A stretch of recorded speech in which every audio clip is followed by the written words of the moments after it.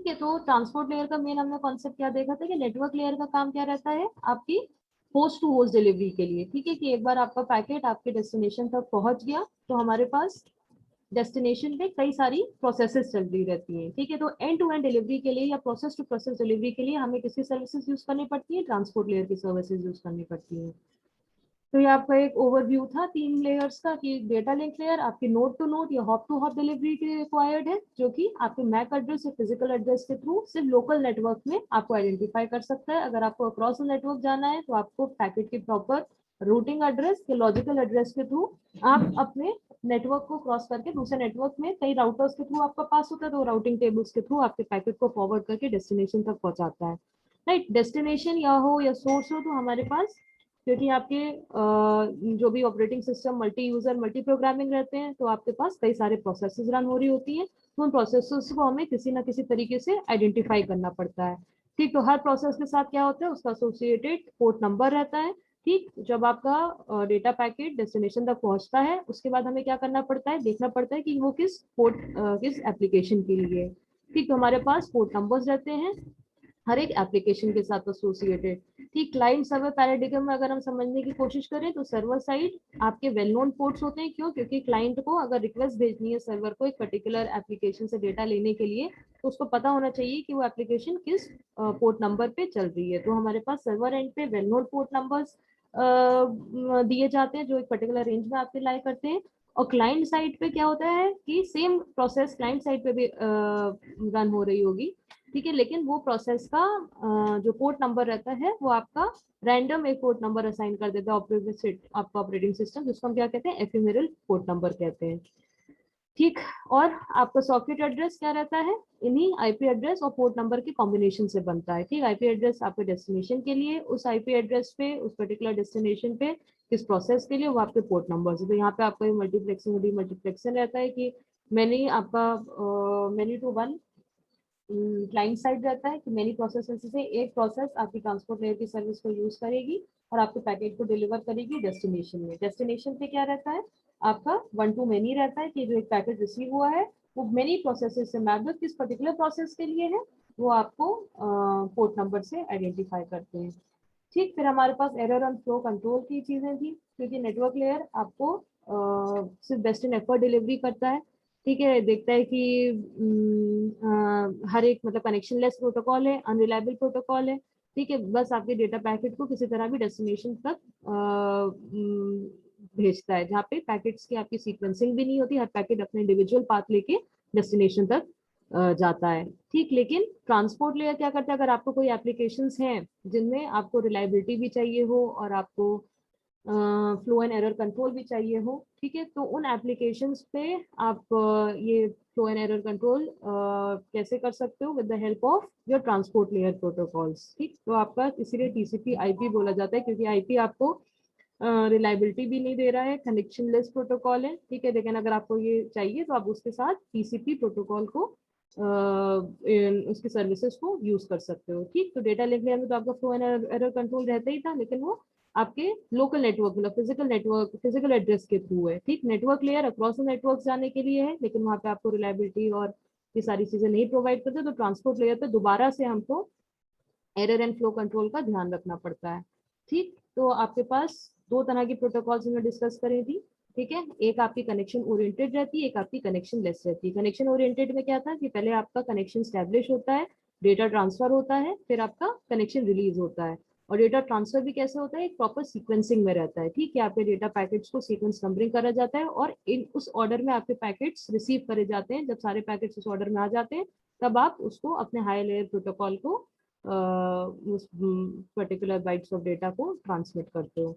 ठीक, तो हमारे पास एक यूडीपी प्रोटोकॉल देखी थी जो आपकी, अच्छा अगर आपको रिलायबिलिटी और ये कनेक्शन लेस सर्विसेज चाहिए, जैसे आपके रियल टाइम एप्लीकेशन रहती हैं, वीडियोज हो ऑडियोज हो, जहाँ पे हमें इतनी रिलायबिलिटी की जरूरत नहीं पड़ती है, तो हम यूडीपी प्रोटोकॉल को यूज करते हैं। यूडीपी क्या करता है, यूजर डेटाग्राम प्रोटोकॉल। ठीक है, कनेक्शन लेस है, अनरिलायबल है, और इसका काम बस क्या है, प्रोसेस टू प्रोसेस कम्युनिकेशन का। जैसे आपका IP host to host communication करते हैं, प्रोसेस टू प्रोसेस कम्युनिकेशन करता है। और इसके अलावा ये कोई भी एडिशनल सर्विसेज आपको नहीं दे रहा है कि ना आपको रिलायबिलिटी प्रोवाइड कर रहा है, ना आपको flow and error control provide कर रहा है। ठीक, तो अगर आपको simply process to process communicate करना है, जहाँ पे आपको डेटा पैकेट्स की सीक्वेंसिंग भी नहीं करना है, पैकेट लॉस्ट हो रहे हो, कहीं पे आपके डिले हो रहे हो, तो आप उससे आपको कोई मतलब नहीं, कोई एक्नॉलेजमेंट की भी जरूरत है, तो you can make use of your UDP protocol, जिसमें बहुत सिंपल इसका हेडर फॉर्मेट भी था कि सिंपली पोर्ट नंबर्स सोर्स और डेस्टिनेशन के मेंशन करते हैं, टोटल लेंथ और चेकसम फील्ड भी आपकी ऑप्शनल रहती है। ठीक, लेकिन जब आप चेकसम कंप्यूट करते हैं तो उसमें हम आईपी एड्रेस को भी इंक्लूड करते हैं, तो इसलिए हम क्या इसको सूडो हेडर बोलते हैं, कि एक्चुअल हेडर का पार्ट नहीं है, लेकिन चेकसम को कंप्यूट करने के लिए हमें इन आईपी एड्रेस ये कुछ फील्ड्स और ऐड करनी पड़ती हैं, right, because network layer itself is unreliable. ठीक, तो ये हमने थोड़ा यूडीपी प्रोटोकॉल का देखा था, और बहुत सिंपल था। जब भी कोई प्रोसेस आपका यूडीपी प्रोटोकॉल का यूज करना चाहती है, कोई भी एप्लीकेशन, तो उनको बस 2 क्यूज असाइन कर दिए जाते हैं। ठीक है, जो उस पर्टिकुलर जब भी एक पोर्ट नंबर असाइन होता है उसके एसोसिएटेड क्यूज रहते हैं, एक इनकमिंग क्यू रहता है, एक उनका आउटगोइंग क्यू रहता है। आपको अगर कोई पैकेट डेस्टिनेशन तक भेजना है तो अपने आउटगोइंग क्यू में प्लेस कर दिए, वहां से एक पैकेट निकल के नेटवर्क लेयर पे जाके और सारी लेयर्स के थ्रू लोअर लेयर्स को पास करके अपने चैनल के थ्रू डेस्टिनेशन तक पहुंचता है। फिर इसका रिवर्स काम सर्वर साइड रहता है कि आपके ये जो पैकेट रिसीव हुआ है वो इनकमिंग क्यू में डाला जाता है, इनकमिंग क्यू से निकाला जाता है। ठीक है, एक एक पैकेट रिसीव करके निकाला जाता है। अगर कहीं पे भी आपके क्यू नहीं असाइन हुए हैं पर्टिकुलर पोर्ट नंबर के लिए, तो आपके पास पोर्ट अनरीचेबल मैसेज आप एरर रिपोर्टिंग कर सकते हो with the help of your ICMP protocol. ठीक है, जिसमें आपकी एरर रिपोर्टिंग क्वेरी के लिए, क्वेरी मैसेजेस के लिए यूज होती है। फिर हमने टीसीपी प्रोटोकॉल में स्टार्ट करी थी कि जो आपकी कनेक्शन ओरिएंटेड प्रोटोकॉल रहती है। कनेक्शन ओरिएंटेड का मतलब क्या होगा कि पहले कनेक्शन स्टैब्लिश होगा, फिर आपका डेटा ट्रांसफर होगा, और डेटा ट्रांसफर भी कैसे रहेगा, प्रॉपर सीक्वेंसिंग के साथ कि आपके जो डेटा पैकेट्स हैं उनको हम क्या करते हैं, सेगमेंट्स, यहाँ पे क्या जैसे आपको नेटवर्क लेयर में डेटाग्राम कहलाता है, वैसे ट्रांसपोर्ट लेयर में हम इसको सेगमेंट्स कहते हैं। ठीक, तो यहाँ पे आपके बाइट्स, ये बाइट ओरिएंटेड प्रोटोकॉल है कि आपके जो भी डेटा पैकेट्स हैं उनको स्ट्रीम ऑफ बाइट्स की तरह भेजा जाता है, और स्ट्रीम ऑफ बाइट्स को भी प्रॉपर सीक्वेंस में एक ऑर्डर में भेजा जाता है। तो एक तरह से पहले कनेक्शन स्टैब्लिशमेंट का मतलब क्या हुआ, एक तरह से वर्चुअल पाइप दोनों डेस्टिनेशन और सोर्स के बीच में बनेगा, और उस पाइप के थ्रू आपके डेटा पैकेट्स को भेजा जाएगा। ठीक, और फ्लो एरर कंट्रोल प्रोवाइड करता है, तो क्या करता है, सोर्स से डेस्टिनेशन एंड पे आपके कुछ बफर्स मेंटेन रहते हैं, जो जैसे जैसे प्रोसेस आपके बाइट्स को जनरेट कर रही है, इस बफर में हम उन बाइट को ऐड करते चले जाते हैं। ठीक, जिनके भी जो भी पैकेट्स आपके सेंड हो गए हैं उनके एक्नॉलेजमेंट नहीं आए, उनको हम ग्रे एरिया से दिखा रहे हैं, जो भी भेजे नहीं गए वो पिंक से हैं, और जो रिमेनिंग एम्प्टी स्पेस है, यानी आप अभी और बाइट्स रिसीव कर सकते हो सेंडिंग प्रोसेस से, वो आपके इस तरह से मार्क्ड हैं। फिर आप पैकेट सेंड करते जाते हो, रिसीवर एंड पे रिसीव होते जाते हैं, रिसीवर एंड पे सिर्फ बफर के 2 सेक्शन हैं, एक आपका रिसीव बाइट्स का, ठीक है, और एक आपके कितने मतलब आपके बाइट्स रिसीव हो गए लेकिन प्रोसेसर रीड नहीं कर रहे हैं, और बाकी रिमेनिंग बाइट्स हैं जिनको आप जिसमें आपके बफर में इतनी स्पेस अवेलेबल है। ठीक है, फिर हमने बताया था कि ऐसे तो ये आपकी बाइट ओरिएंटेड प्रोटोकॉल है कि बाइट्स को स्ट्रीम ऑफ बाइट्स की तरह सोर्स टू डेस्टिनेशन भेजते हैं, लेकिन क्योंकि transport layer IP finally IP की सर्विसेज यूज करता है, ठीक है, आपके डेटाग्राम नेटवर्क लेयर की सर्विसेज यूज करता है। नेटवर्क में क्या रहता है, आपके पास डेटा पैकेट्स को आप प्रॉपर एनकैप्सुलेट करके एक ये आईपी डेटाग्राम में प्लेस करते हो, फिर आप उनको ट्रांसमिट करते हो। तो हम क्या करते हैं, सेगमेंट्स, हम सेगमेंट्स क्रिएट करते हैं। सेगमेंट्स क्या रहते हैं, ये जो आपके सीक्वेंस ऑफ बाइट्स हैं, ये आपके जो नंबर ऑफ बाइट्स हैं, आप टुगेदर एक साथ इनको एक पैकेट में प्लेस करते हैं, जिसको हम एक सेगमेंट कहते हैं। तो सेगमेंट की नंबरिंग हम कैसे करते हैं, जो आपकी फर्स्ट बाइट रहती है, जो रिलेटिव पोजीशन रहती है उस सेगमेंट में उस पर्टिकुलर बाइट की, जैसे यहाँ पर अगर हमारे पास हमें एक फाइल सेंड करनी है जिसमें कितने हैं आपके 5000 बाइट की फाइल है। ठीक है, तो पहले जो बाइट स्टार्ट हो रही है 5000 बाइट की फाइल है। ठीक है, जो पहला आपका बाइट है उसका नंबर क्या है, 10001। ठीक है, तो 10,001 से 11,000 तक आपने पहले सेगमेंट में बाइट्स डाली। ठीक, तो अगला सेगमेंट नंबर जो आएगा सेगमेंट नंबर 2 नहीं होगा, आपका सेगमेंट नंबर 11,001 से लेकर 12,000 तक आएगा। ठीक, तो जो भी रिलेटिव पोजीशन उस फर्स्ट बाइट की होगी उस सेगमेंट से, उससे हम अपने पैकेट्स की सीक्वेंस नंबरिंग करते हैं। वैसे जैसे आपके डेटा लिंक लेयर में सीक्वेंस नंबरिंग आप करते थे फॉर सीइंग कि आपका पैकेट कौन सा रिसीव हुआ है, आउट ऑफ ऑर्डर तो नहीं आया है, तो लॉस्ट हुआ है तो हमें उसका एक्नॉलेजमेंट सेंड करना पड़ता है। ठीक है, तो वैसे यहाँ पे भी हम पैकेट्स की सीक्वेंस नंबरिंग करते हैं। ठीक, फिर आपका टीसीपी सारे प्रोटोकॉल्स का हेडर डेटाग्राम आपको जरूर पता होना, सॉरी हेडर फॉर्मेट जरूर पता होना चाहिए। जैसे आईपी डेटाग्राम में आपने आईपी का डेटाग्राम का हेडर फॉर्मेट देखा था, वैसे टीसीपी का सेगमेंट फॉर्मेट रहता है। यूडीपी का सेगमेंट फॉर्मेट हमने देखा था, काफी सिंपल होता है, उसमें कुछ आपका है ही नहीं, सिंपली पोर्ट नंबर्स मेंशन करते हो। यहाँ पे हमें क्या करना पड़ता है, सीक्वेंस नंबर्स मेंशन करते हैं, सीक्वेंस नंबर उस डेटा पैकेट का, ठीक है। एक्नॉलेजमेंट नंबर है, तो आप एक्नॉलेजमेंट नंबर की फील्ड आपके पास अवेलेबल है।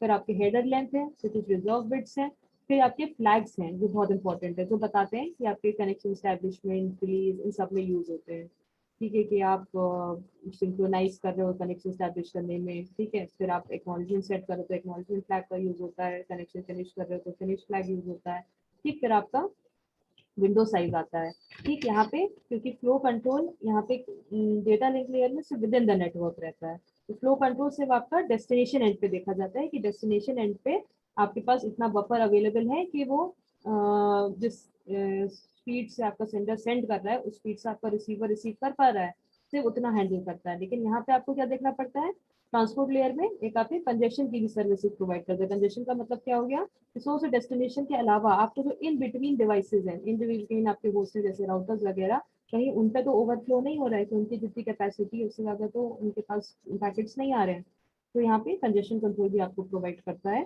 ठीक है। और यहाँ पे विंडो साइज जो रहती है, जो विंडो साइज आपकी रिसीवर बताता है कि वो कितने किस साइज के कितने बाइट्स को वो रिसीव कर सकता है, उसका मैक्सिमम साइज कितना है, ठीक। वो अपना एडवर्टाइज करता है अपना विंडो साइज को सेंडर को। अब सेंडर की रिस्पॉन्सिबिलिटी है कि वो उस साइज के अपना उस साइज की विंडो मेंटेन करे आपके डेटा पैकेट्स को सेंड करने के लिए। विंडो का कॉन्सेप्ट वही है, स्लाइडिंग विंडो प्रोटोकॉल जो हमने डेटा लिंक में देखी थी, कि एक इमेजिनरी विंडो है, उसमें जितने भी आपके पैकेट्स हैं, यहाँ पे क्या हमारे सेगमेंट्स हैं, वो सारे सेगमेंट्स आप एक साथ भेज सकते हो without waiting for an acknowledgement. और यहाँ पे भी गो बैक एन की तरह आपके क्यूमुलेटिव एक्नॉलेजमेंट चलते हैं कि एक साथ आप कई पैकेट्स भेजो, एक सिंगल एक्नॉलेजमेंट से पता चलता है कि कितने रिसीव हो चुके हैं, ठीक। तो ये आपके कुछ फ्लैग्स हैं इसमें हमारे पास, जो आपके कनेक्शन टीसीपी कनेक्शन स्टैब्लिश करने में आपकी हेल्प करते हैं।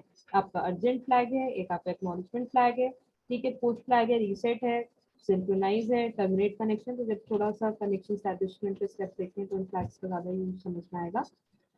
तो जब भी हमारा टीसीपी कनेक्शन स्टैब्लिश होता है, कनेक्शन ओरिएंटेड प्रोटोकॉल है, तो क्या रहता है, पहले आपका कनेक्शन स्टैब्लिश होगा, उसके बाद आपका डेटा एक्चुअल डेटा ट्रांसफर होगा, ठीक। तो कनेक्शन स्टैब्लिशमेंट कैसे रहता है, कनेक्शन स्टैब्लिशमेंट आपके थ्री वे हैंडशेकिंग एक तरीका रहता है जिसके थ्रू आपका कनेक्शन स्टैब्लिशमेंट रहता है, ठीक है। थ्री वे हैंडशेकिंग का मतलब क्या हो गया कि पहले एक आपका सिंक्रोनाइज करने के लिए आपके सीक्वेंस नंबर्स को, ठीक है, क्लाइंट क्या करता है, इट इज सेंडिंग आपका एक सेगमेंट फर्स्ट सेगमेंट सेट करता है जिसमें ये एक्नॉलेजमेंट नहीं होगा, यहाँ पे सिर्फ सेगमेंट फ्लैग को सेट करता है, सॉरी आपके सिंक्रोनाइजेशन फ्लैग को सेट करता है। सिंक्रोनाइजेशन फ्लैग क्या बताता है कि आप पहली बाइट भेज रहे हो उसकी सीक्वेंस नंबरिंग कहाँ से स्टार्ट हो रही है, ठीक है। तो यहाँ पे आपका पहला जो सीक्वेंस नंबर होता है ये यूज हो जाता है आपके सिंक्रोनाइज स्टार्ट करने के लिए, सिंक्रोनाइजेशन स्टार्ट करने के लिए, जहाँ पे आप सिंक्रोनाइज फ्लैग को सेट करते हो और एक सीक्वेंस नंबर डालते हो और इस डेटा पैकेट को अपने क्लाइंट को सर्वर को सेंड करते हो। तो हमारा थ्री वे हैंडशेकिंग का फर्स्ट स्टेप है, ठीक है। तो यहाँ पे इसका एक्टिव जैसे ही अपना कनेक्शन ओपन करेगा पहला सेगमेंट भेजेगा, ठीक है। पहले सेगमेंट में क्योंकि ये सिंक्रोनाइज कर रहे हैं दोनों अपने आपस के सीक्वेंस नंबरिंग को, कि बता रहे हैं कि मेरे कहाँ से बाइट्स सीक्वेंस नंबर स्टार्ट हो रहे हैं, ठीक है। This particular segment it will send for synchronization of your sequence numbers, और ये एक आपका सीक्वेंस नंबर कंज्यूम करेगा। फिर क्या होगा, जब आपके सर्वर एंड पे ये सेगमेंट रिसीव होगा तो सर्वर क्या करेगा, इसका एक्नॉलेजमेंट सेंड करता है, ठीक। तो यहाँ पे ये एक्नॉलेजमेंट क्या होगा, एक्नॉलेजमेंट क्या होता है, बच्चे नेक्स्ट सेगमेंट जो एक्सपेक्ट करते हैं वो आप यहाँ पे डालते हो, ठीक है। नेक्स्ट सेगमेंट 8000 आपने पहला सेंड किया, तो नेक्स्ट सेगमेंट एक्सपेक्टेड कौन सा है, 8001 है, तो यहाँ पे it is setting your acknowledgement field as 8001, ठीक। और ये फिर अपना डिक्लेयर करता है कि इसके सेगमेंट्स कहाँ से नंबरिंग इनकी स्टार्ट हो रही है, ठीक है। तो अपना ये सिंक्रोनाइजेशन फ्लैग को सेट करता है और अपना सीक्वेंस नंबर 15000 बताता है। तो ये हमारा थ्री वे हैंडशेकिंग का सेकंड स्टेप हो गया।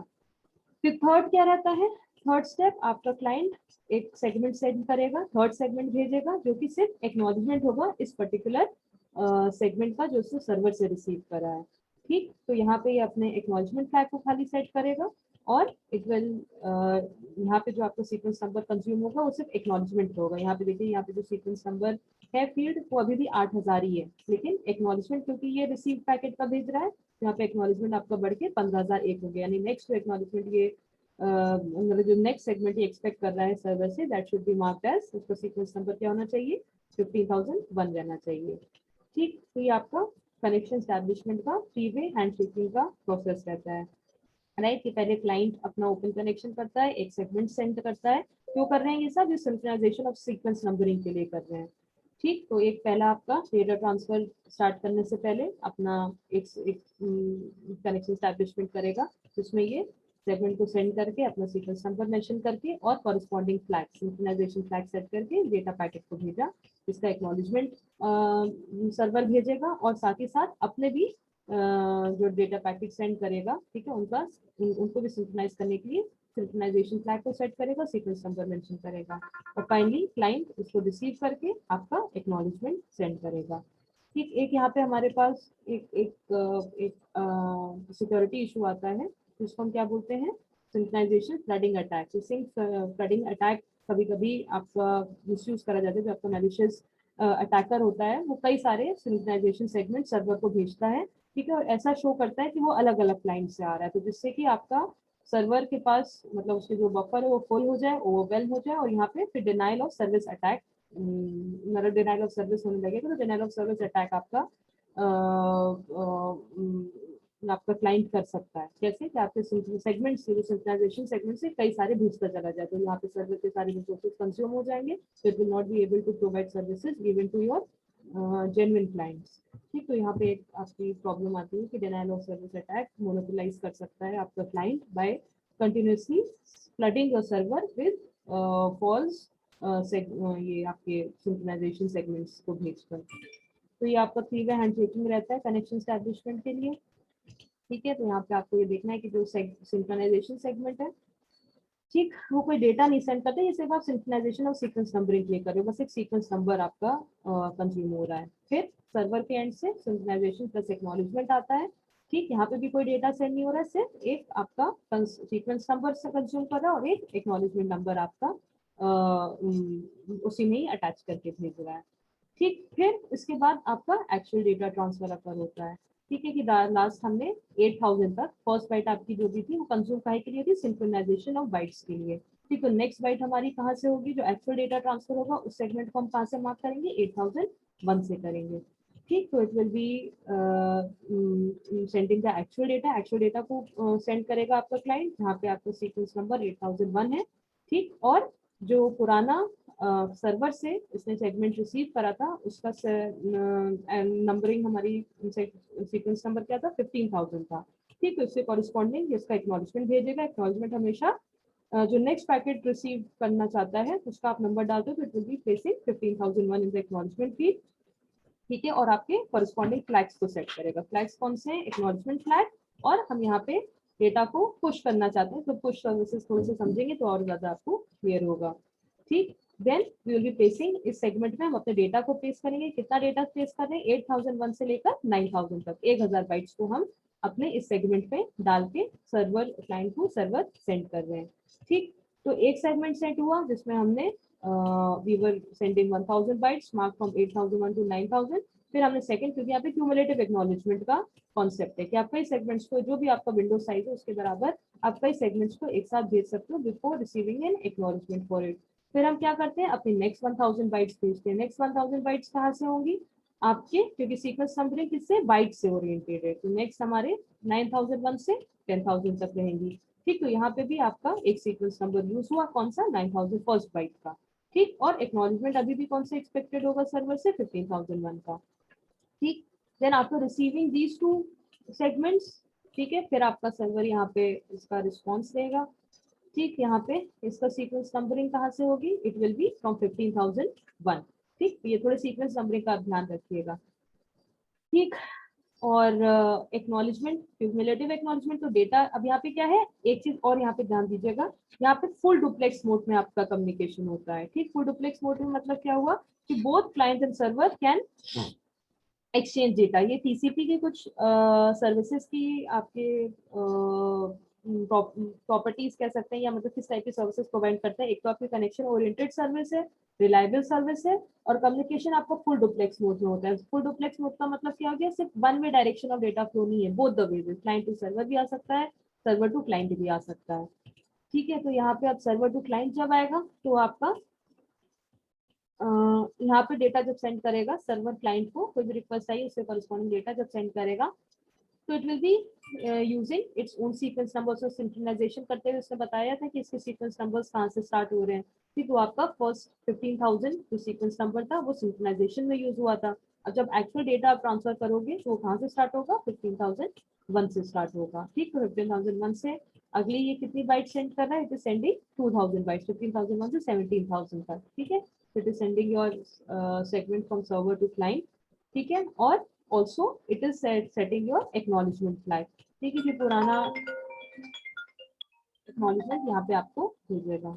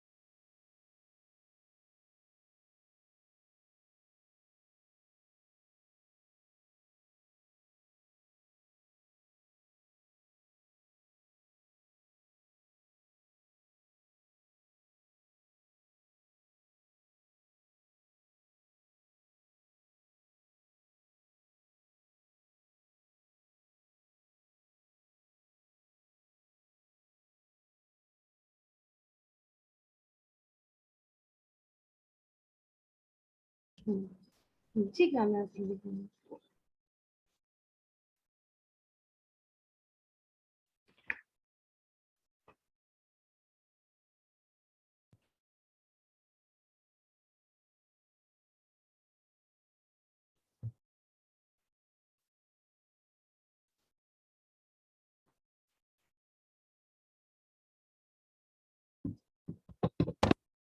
ठीक है, तो फिर आपका ये स्टेप रहता है डेटा ट्रांसफर का।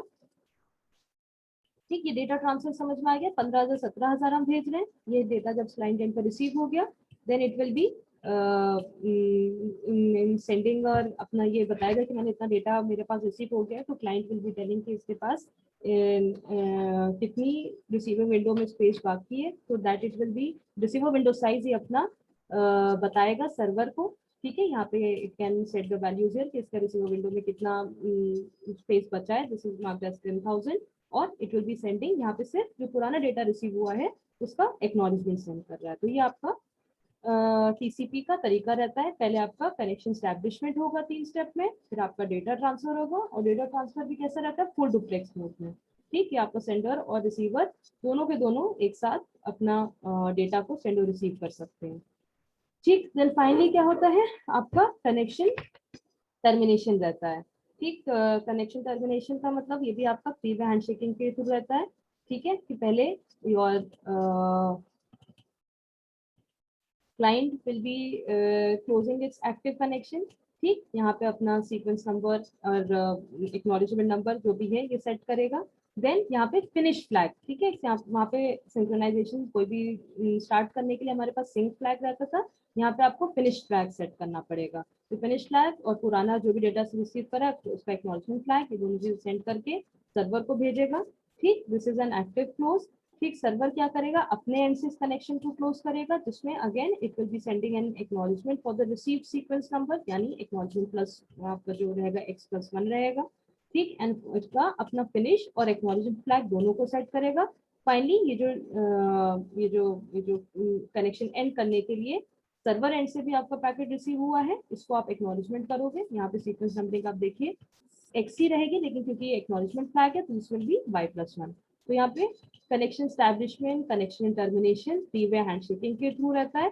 कनेक्शन स्टैब्लिश करेंगे, डेटा ट्रांसफर करेंगे, उसके बाद वो अपने कनेक्शन को रिलीज करेंगे। ठीक है, तो ये आपका टीसीपी का थ्री वे हैंडशेकिंग का तरीका रहता है, राइट।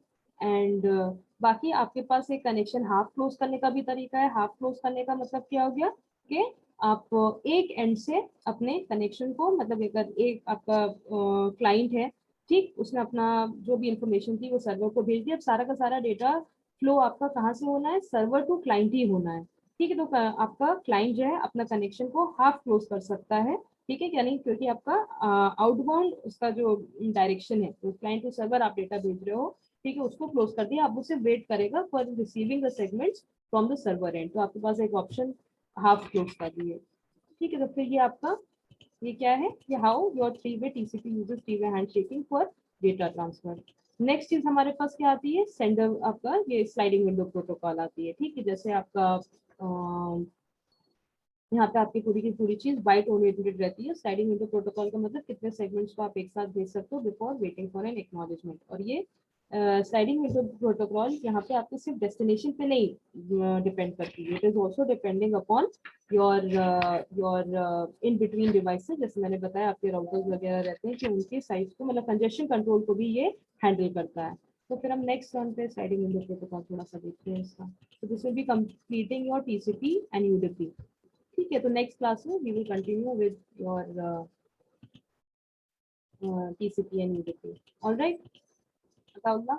Yes ma'am. ठीक है, यस मैम। मतलब थ्री वे हैंडशेकिंग पता होना चाहिए कि पहले कनेक्शन स्टैब्लिशमेंट होता है, फिर डेटा ट्रांसफर रहता है और फिर कनेक्शन रिलीज रहता है। ठीक, और थ्री वे हैंडशेकिंग में भी क्या मतलब वो आपका कनेक्शन स्टैब्लिशमेंट में क्या रहता है, पहले जो कनेक्शन स्टैब्लिश होता है उसमें सिंक्रोनाइजेशन ऑफ सीक्वेंस नंबर्स होते हैं। दोनों क्लाइंट और सर्वर बता दे कि उनकी सीक्वेंस नंबरिंग कहाँ से स्टार्ट हो रही है, राइट। तो उसमें आपके फ्लैग्स यूज होते हैं, कौन कौन से, सिंक्रोनाइजेशन फ्लैग यूज होता है, एक्नॉलेजमेंट फ्लैग यूज होता है, फिर आपका एक्चुअल डेटा ट्रांसफर होता है, फिर कनेक्शन रिलीज होता है। वो भी आपके 3 स्टेप में रहते हैं कनेक्शन रिलीज। कौन से 3 स्टेप रहते हैं, पहले you will be client will be sending a request of finishing the connection, फिर सर्वर उसको एक्नॉलेज करेगा, अपने एंड से कनेक्शन फिनिश करेगा, और फिर क्लाइंट उसका एक्नॉलेजमेंट सेंड करेगा। तो थ्री वे हैंडशेकिंग आपके कनेक्शन रिलीज में भी रहती है। ठीक, हाफ क्लोज का भी एक बार आपके पास ऑप्शन है। ठीक है, कि आप एक एंड से क्लाइंट एंड से आप क्लोज कर सकते हो अपना कनेक्शन, और फिर डेटा आपका कहाँ से फ्लो होगा, सर्वर टू क्लाइंट ही होता रहेगा। तो आपके पास एक हाफ क्लोज का भी ऑप्शन है, राइट। देन आपका राइट, फिर आपका फ्लो कंट्रोल है जिसमें आपका वो स्लाइडिंग विंडो की तरह वर्क करता है, but it will B also taking care of your congestion. मतलब यहाँ पे रिसीवर विंडो कंजेशन कंट्रोल का मुझे थोड़ा देखना पड़ता है। इसके बाद आपका लास्ट यूनिट में कंजेशन कंट्रोल आता है टीसीपी का, तो इसको हम नेक्स्ट क्लास से स्टार्ट करेंगे। ठीक है, we end the class now. Okay, thank you ma'am.